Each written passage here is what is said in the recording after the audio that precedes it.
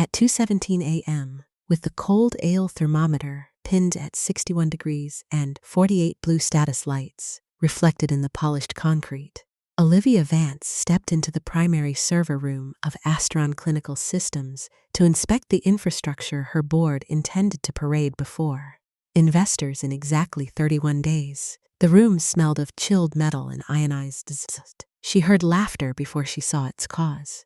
At the far end of rack H12, Mara Ellis, a night shift contract programmer in a wrinkled navy cardigan with a cafeteria stain near one cuff, was kneeling on the raised floor with a service laptop balanced on a milk crate, while her 6-year-old daughter Lumi sat beside a red toolbox holding a white stuffed rabbit named Cloud by one ear. Mara's hair was tied up with a green cable tie. The sole of one shoe had begun to separate near the toe. Cameron Sloan, Astron's chief product officer, glanced at Olivia with the bright, relieved expression of a man who had just been handed something ridiculous to agree about, and one of the junior architects let himself grin too early. Mara did not argue. She did not flinch. She simply finished typing the last command, closed the terminal, and stood. Cameron smiled toward the group and said, "Next quarter we can let daycare handle kernel patches."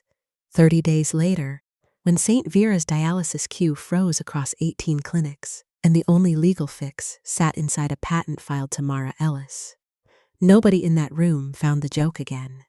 The woman they dismissed as an inconvenience would become the only barrier between Olivia Vance and an collapse already moving toward her with the clean mathematics of a missed question. Before we dive further, tell us where you are watching from.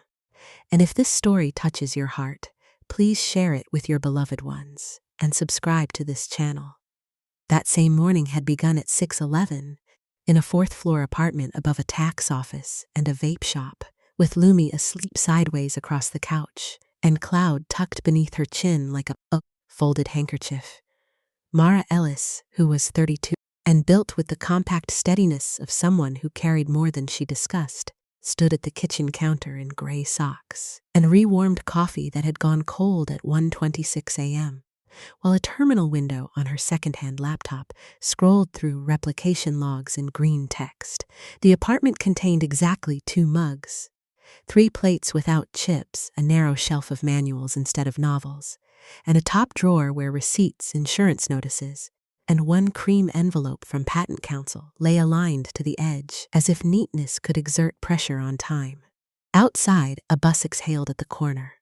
Mara watched the log output stop for 0.8 seconds on the same right acknowledgement branch it had stalled on 3 nights running, reached over, changed the back-off interval from 11 milliseconds to 17, and started the simulation again.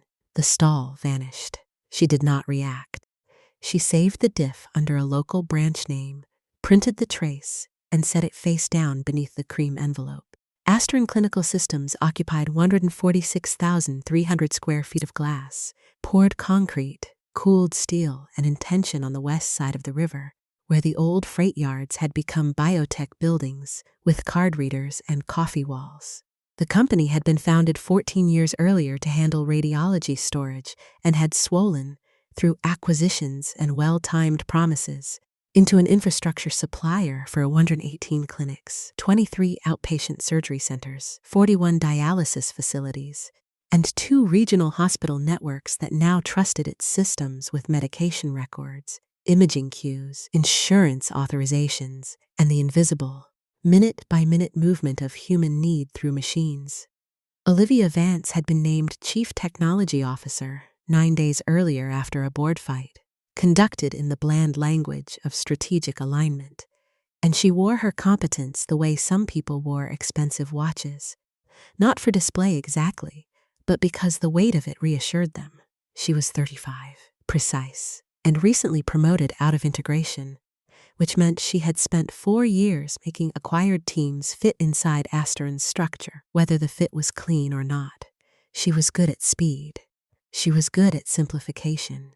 She had risen because she could look at 6 contradictory reports, pick one direction, and move the building with it before other people finished qualifying their concern. Authority exercised without the willingness to listen is not strength.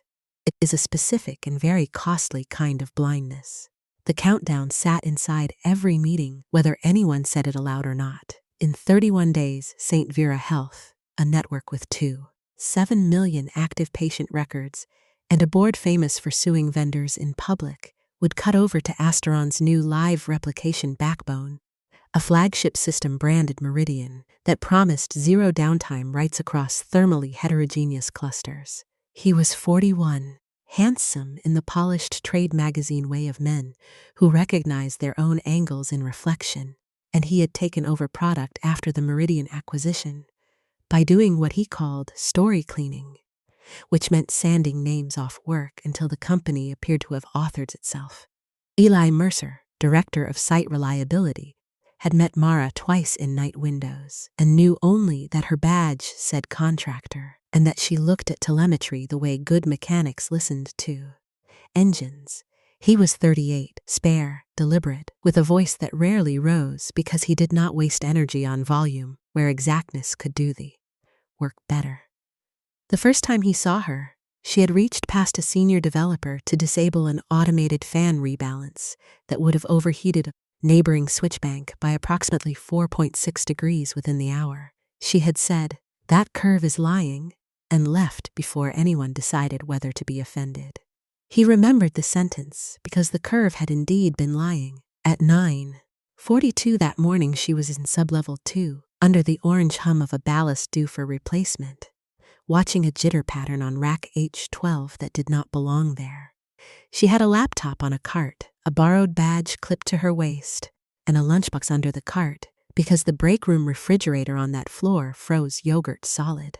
Lumi, who had a half day because of a teacher training schedule nobody had bothered to mention until the prior afternoon, sat on a folding chair with cloud and a sheet of printer paper, drawing boxes with smiling faces because server cabinets, in her understanding, were tall houses for important humming.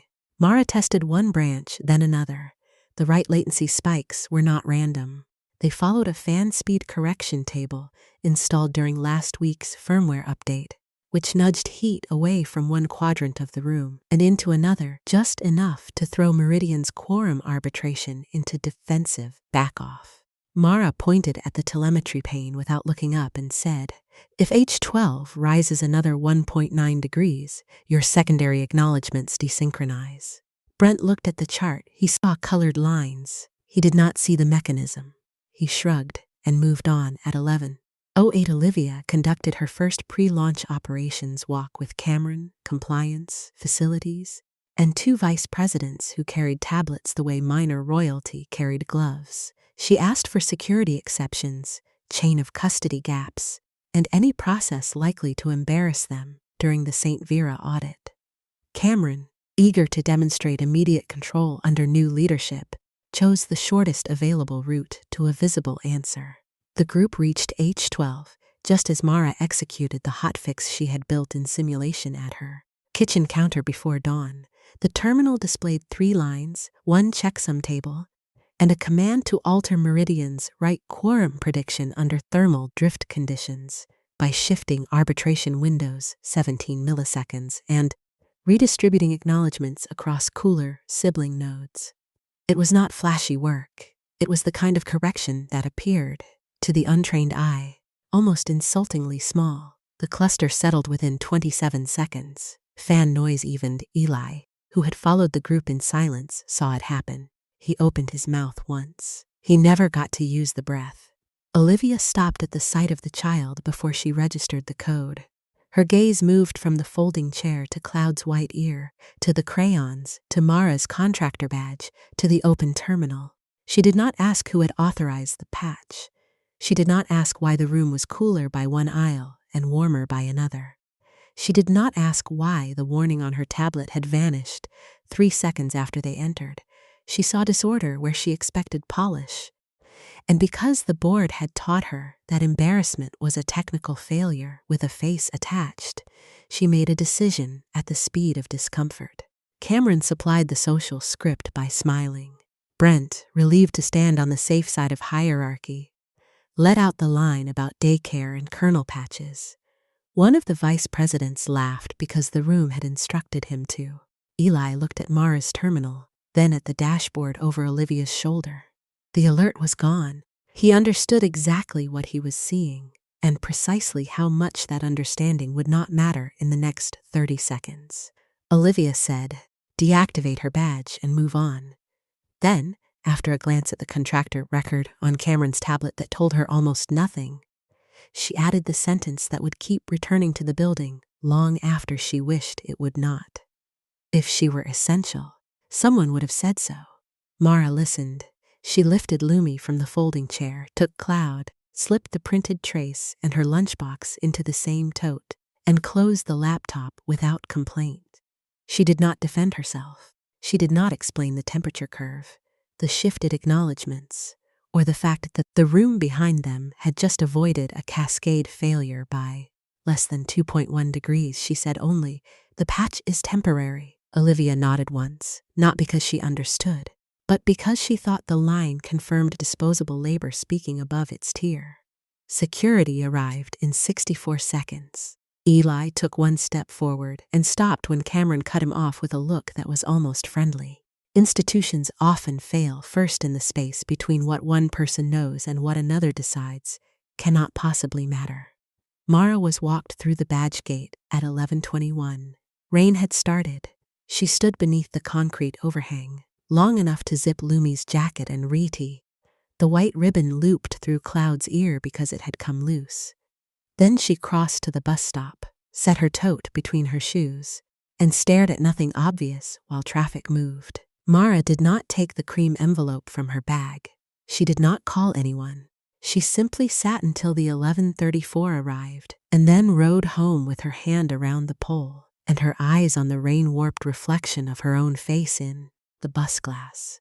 When Lumi fell asleep at 2:06 with Cloud under one arm and a drawing of a server house on her stomach, Mara went to the kitchen, opened the top drawer, removed the cream envelope, and slid it cleanly with a butter knife. The letter inside was from Patent Counsel, a sole practitioner in Trenton who billed in 12-minute increments and used paper clips instead of staples.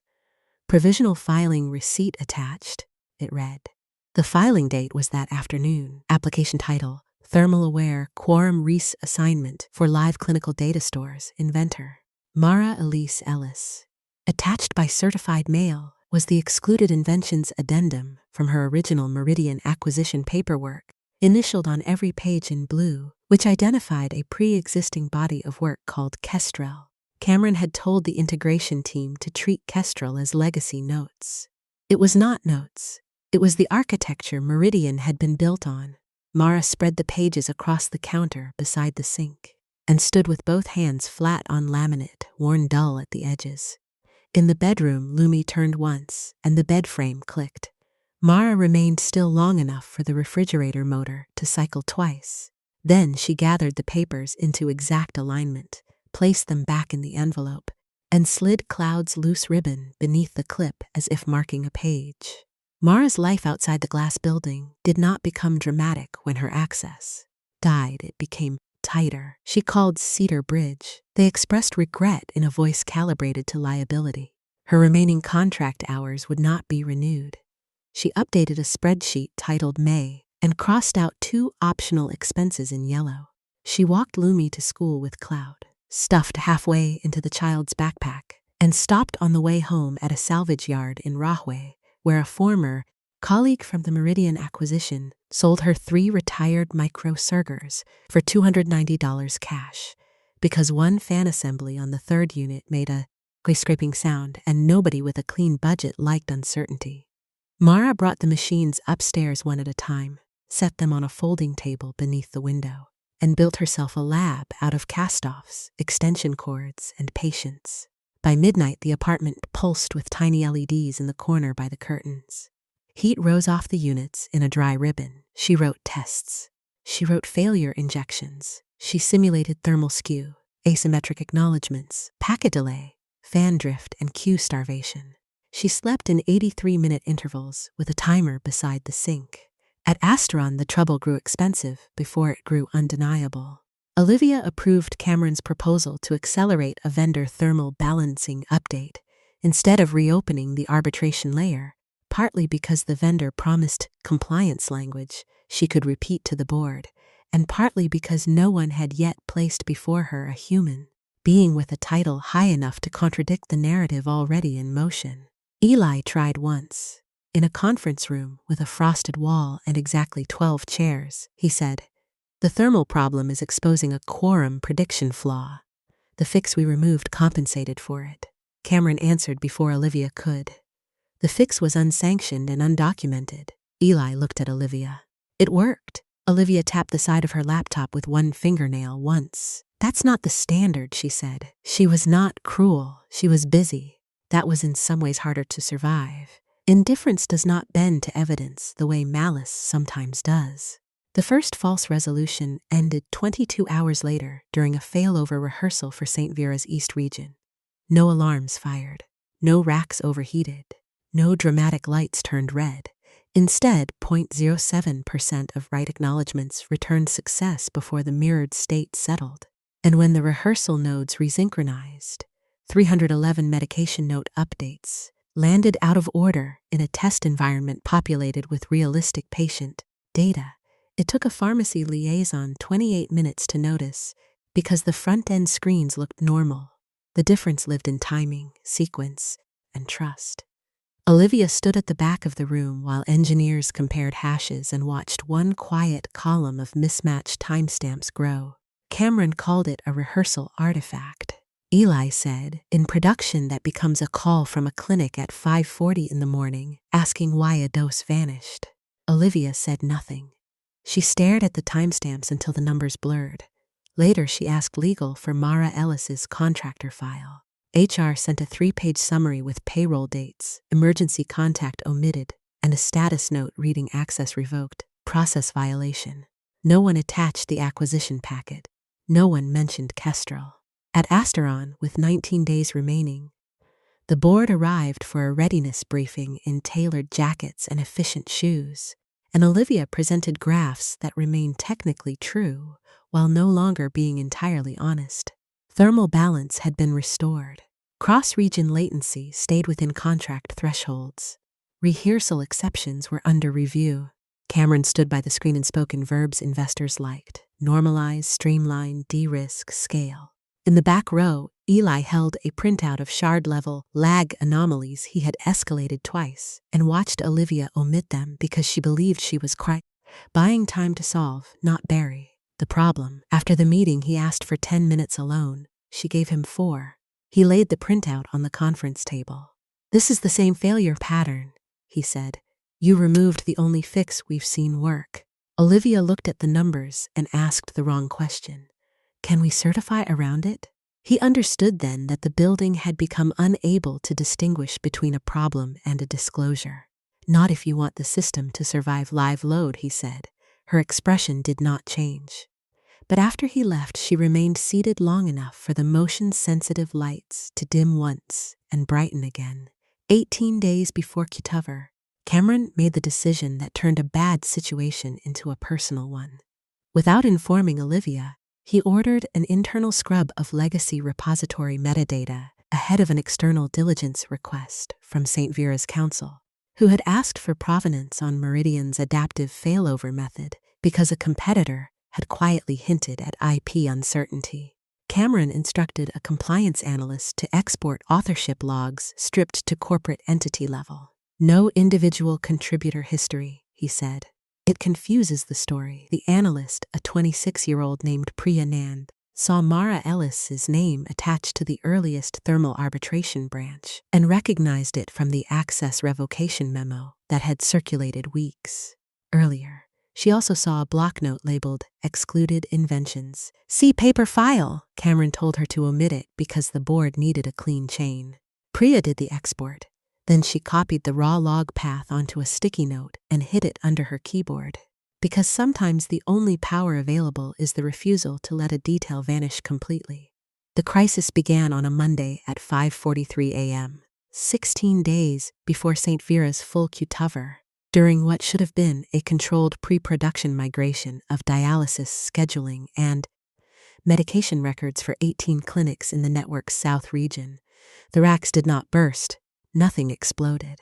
A fan in H12 slowed by 9% after a sensor misread cold azle temperature. The system redistributed thermal load exactly as designed, and Meridian's simplified quorum model interpreted the resulting skew as transient rather than structural. 3 clusters acknowledged writes too early. A mirrored shard lagged. The failover supervisor marked the lag as recoverable. At 5:51, the dialysis queue at St. Vera South accepted 217 treatment updates, then displayed 203. At 5:56, a nurse in Camden called the support line because 4 patients who had been moved to first chair no longer appeared in the chair list. At 6:02, a clinic in Vineland could not retrieve a medication adjustment, entered 8 minutes earlier.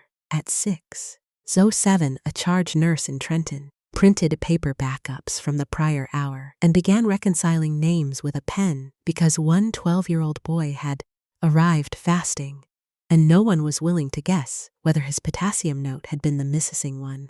Human cost does not always announce itself with sirens. Sometimes it enters as delay, duplicate effort, and the terrible necessity of deciding who can safely wait. By 6:19, the reliability war room was full. Olivia came in without makeup and with rain still dark on one shoulder of her coat. Cameron was already talking too quickly. St. Versa's operations chief was on video, jaw set, asking the sort of measured questions that were more dangerous than anger. Eli stood at the main display, tracing acknowledgement drift backward through thermal telemetry, and knew before anyone said it that the wound ran through the same seam Mara had patched under Olivia's hand. "We need the original arbitration logic," he said. Cameron replied. "We don't have it production ready." Eli turned from the screen. She did. Silence took the room in stages. Olivia looked at him. "Who?" It was the first useful question she had asked in weeks. The answer did not come from engineering. It came from legal archives, payroll, and a frightened compliance analyst. Denise Cho carried her printed email to Deputy General Counsel at 7:03. Priya Nand brought the sticky note with the raw repository path at 7:11. In the basement records room, a paralegal named Marcus Hill found a gray accordion file in box 44K under Meridian Acquisition, Founder Materials. Inside were 17 printed commit chains from a private Kestrel repository, bearing Mara Ellis's authorship and timestamps, predating Asteron's acquisition by 19 months, a composition notebook with fan curves, quorum formulas, and thermal test results written in block letters so clean they looked engraved. The excluded inventions addendum Cameron had kept off the digital record, and a stamped provisional filing receipt dated 30 days after Mara's badge had been deactivated. The application claimed a method for thermal-aware quorum reassignment under live clinical load. Asteron's emergency patch path now ran directly through it. Marcus carried the file upstairs with both hands as if transporting glass. When Olivia opened it, the room around her altered shape. Cameron began to say some things about integration ambiguity. Marcus, who was not high-ranking enough to be smooth about fear, said, "Her side work was excluded. This isn't ours." That was the moment Cameron ceased to be merely useful and became visible. Olivia read in silence. The notebook pages did what explanations had failed to do. They showed years of methodical work reduced, inside the company, to an undocumented inconvenience, because the person carrying it had arrived under a contractor badge with a child and a milk crate. One page held a hand-drawn temperature grid with arrows adjusted by 6.2 degrees, and a note in the margin, "Never trust a flat curve in a hot room." Another contained a failover sequence identical in concept to the one Eli had been asking to revisit, only deeper, more defensive, and signed M.E. Along the bottom right corner, Cameron said, "We can negotiate later." Olivia lifted her eyes from the file and asked, very quietly, "Did you know?" He hesitated for 0.4 seconds. It was enough. "I knew there was legacy ambiguity," he said. She looked at him for another second, then at security. "Stay with Mr. Sloan until counsel arrives." No speech followed, no dramatic removal. The natural geometry of his choices had finally produced a shape the room not step around. The first contact came through outside counsel at 8:02. Mara was in her apartment, crouched beside the sink, tightening a hose clamp on one of the salvaged microsurgers, while Lumi, home with a low fever and a coloring book, watched cloud ride on the back of a plastic dinosaur. Her phone vibrated against the windowsill. The caller identified himself, named Asteron, named St. Vera, named Emergency Licensing Review.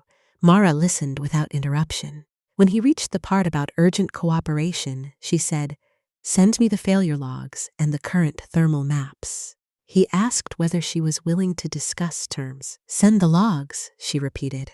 Then she ended the call, washed metal filings from her fingers, and checked Lumi's temperature with the thermometer they kept in the top left kitchen drawer.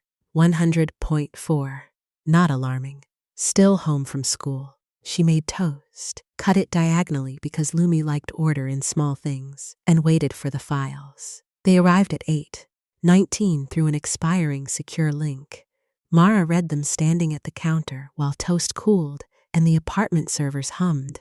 Eli added one line to the transmission from his own address without clearing it through anyone. H12 sensor drift. Vendor patch masked lag. South region impacted.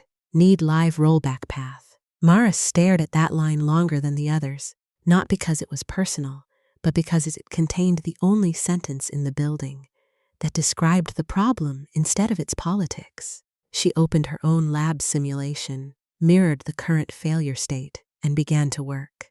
At 9:03, she called counsel back.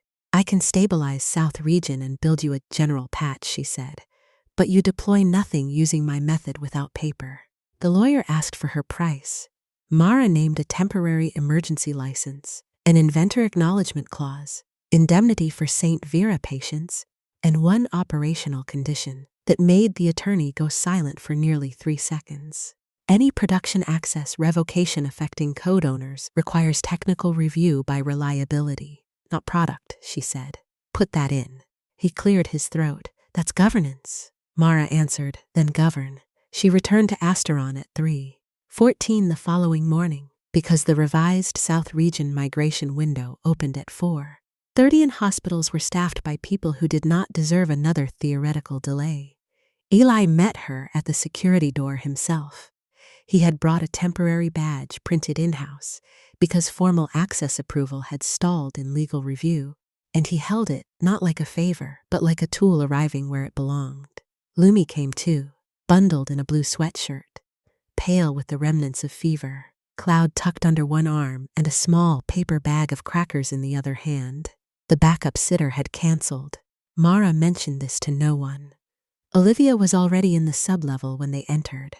For a fraction of a second, her attention went first to the child, then to the service laptop, then to Mara's face. She said, "Miss Ellis." It was the first time anyone from Asteron had used the surname. Mara gave a single nod. She did not accept the restitution hidden in the formality. She simply walked past her into H12. No applause waited there. No one announced her return. The room had been stripped of theater by fear. Mara set Cloud on the cleanest corner of a side table, positioned Lumi within sight of the glass wall, plugged in her laptop, and asked for 3 things. Sensor raw feed, unfiltered shard lag, rollback images. Eli handed them over without comment. Olivia remained 6 feet back. Cameron was gone. Security tape crossed his office 2 floors above like a sentence no one had time to read. Mara reviewed the thermal maps, then crouched beside the floor grate and held her palm 2 inches above the airflow. "Cold aisle's lying," she said. Eli answered, "Sensor 3 drifts after 27 minutes. Mara nodded. It taught the model bad confidence. She began typing. The proof unfolded not as spectacle but as concentration so exact, it altered the pace of everyone forced to watch it. Mara disabled the vendor patch first, isolating its masking function without disturbing the surviving write paths. She rerouted telemetry from the corrupted sensor to a weighted median across 3 neighboring probes, adjusting for rack adjacency by 0.13 on the second coefficient where Meridian had simplified to binary thresholds. She rebuilt the quorum predictor from her Kestrel branch, not by pasting in a miracle, but by restoring the memory depth Cameron had stripped out. 17 rolling intervals instead of 4. Thermal drift classification as stateful rather than transient, and sibling node acknowledgement reassignment before lag could accumulate beyond. Recoverable sequence variance. She ran the patch in shadow mode for 6 minutes and 11 seconds, comparing live decisions against the current production path. The divergence appeared exactly where she expected, in South Region shards handling dose adjustments and chair scheduling under overlapping clinic opens. There, she said once, tapping a line of numbers Eli had been staring at for 12 hours without the right context.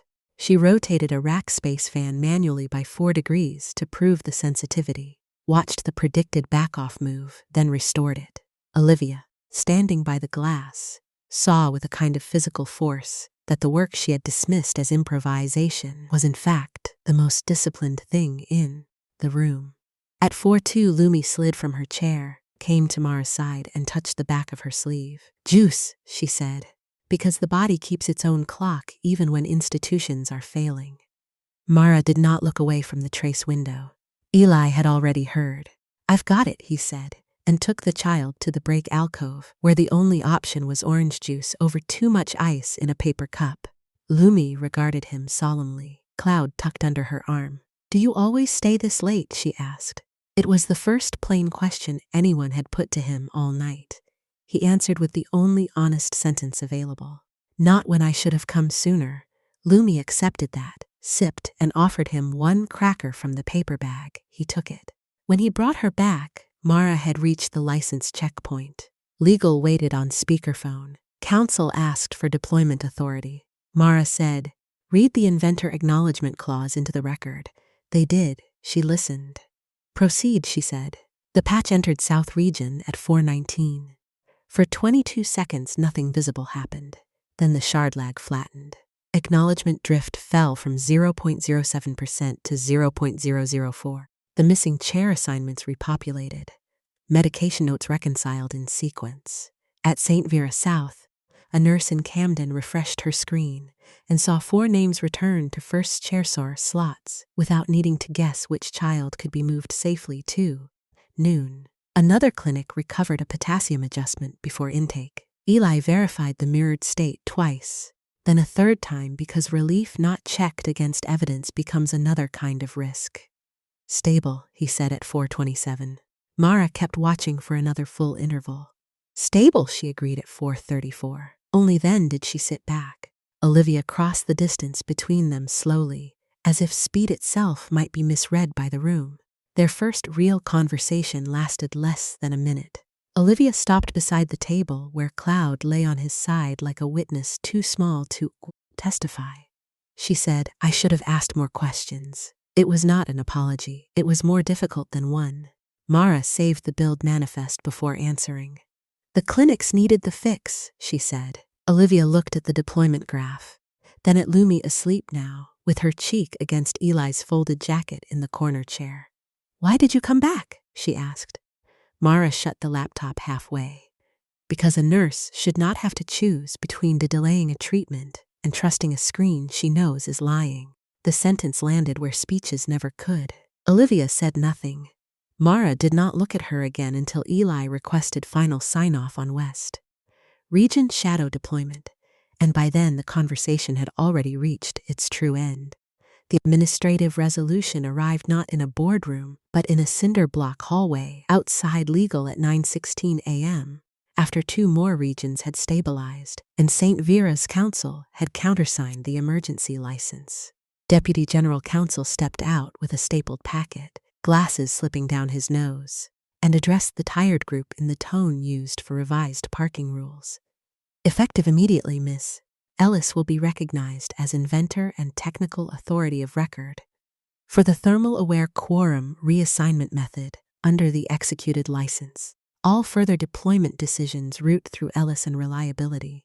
There was no applause. A facilities cart squeaked past. Somewhere a printer jammed. Olivia stood to one side in the same suit she had worn since the previous day, now creased at the elbows. She accepted the narrowing of her own authority without theatrics, because denying geometry after walking into it only makes the angle sharper. Mara used her leverage in ways revenge never would have predicted. The permanent agreement she negotiated contained money.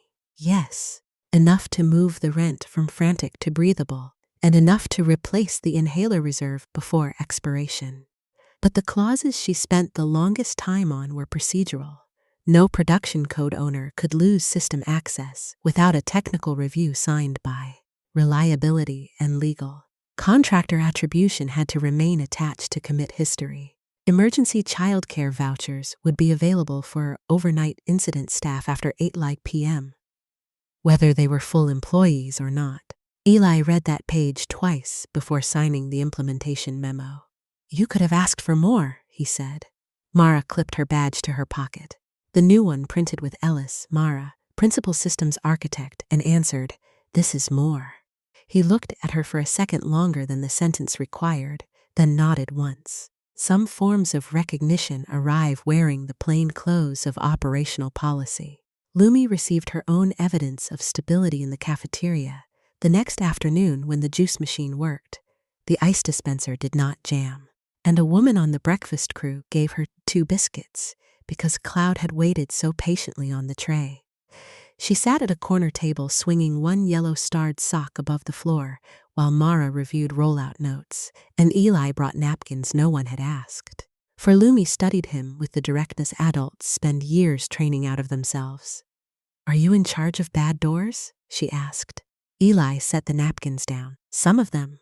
"Good," Lumi said. "My mom forgets to sit down." It was the first unguarded laugh he had let out in days. Short and quiet, gone almost as soon as it arrived. Mara kept reading, but the corner of her mouth moved. It was small. It was quiet. Near evening, after West Region passed another live load test, and the war room had thinned to people too tired to perform competence for one another, Mara stood by the sink in the sub-level break alcove, cleaning a narrow scrape across her knuckle where a rack edge had caught her skin. Eli came in for coffee, saw the blood-diluted pink under the tap, and opened the first aid drawer without asking permission. He handed her a wipe, then the small adhesive strips the building stocked in inconvenient beige. Their hands came close once above the counter, not touching. Close enough that both noticed, and neither chose to make the noticing larger. Through the glass wall, Lumi sat on the floor with Cloud and 3 capped markers, drawing a row of server houses and giving each one a window. "Does it still hurt?" Eli asked, looking at the scrape rather than her face. Mara dried her hand on a paper towel. "Less now," she said. He nodded, as though the answer applied to more than skin, and neither of them had offered evidence either way. Late that night, Olivia found Mara alone in H12 reviewing post-incident telemetry. The room was steady now, fans balanced, cold and hot aisles telling the truth again. Olivia held a folder with her own notes in it and stopped beside the rack where the original joke had been made. "The board wants a summary," she said. Mara kept her eyes on the graph. "Then give them one." Olivia looked down the aisle, at the exact stretch of floor where a folding chair had stood weeks earlier, at the table where Cloud had rested during the patch, at the cables bound with a green tie still hanging from the side pocket of Mara's kit. "I'm writing policy changes under your review," she said. "Good," Mara answered. It was not warm, it was not cold, it was simply more accurate than either. Olivia stood there another moment, then left without trying to reduce what remained between them into a cleaner sentence. Some damage cannot be undone. It can only be handled correctly from then on.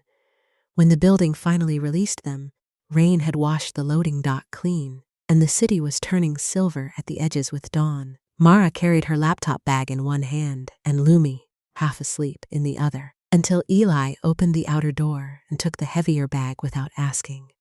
Cloud dangled upside down from Lumi's fingers, the white plush gone slightly gray at the paws from so many floors, buses, chairs, and weights. At the curb, Mara shifted Lumi higher against her shoulder.